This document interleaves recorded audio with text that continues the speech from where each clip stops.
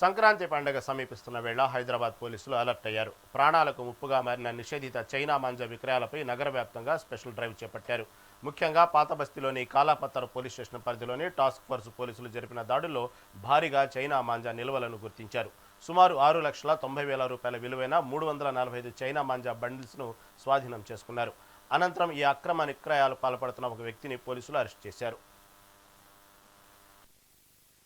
ఈ రోజు Kalapathar police station లో చైనీస్ మాజా గురించి ఒక మంచి ఆపరేషన్ చేశారు. ఇది ఆపరేషన్ లో 345 బ్యాండ్ చైనీస్ మాంజా బోబిన్స్ అది థ్రెడ్ సీజింగ్ జరిగింది.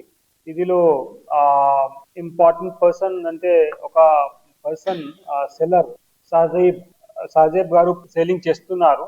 సాజేబ్ గారు పొజిషన్ నుంచి 345 బ్యాండ్ చైనీస్ థ్రెడ్, ఇది చైనీస్ మాంజా, వేరియర్ నేమ్ కిల్లర్ మాంజా, ఇంకా వేరియర్ నేమ్ అయితే ఇది మౌత్ కా ధాగా, ఇది చెప్తున్నారు. ఇది చాలా డేంజరస్.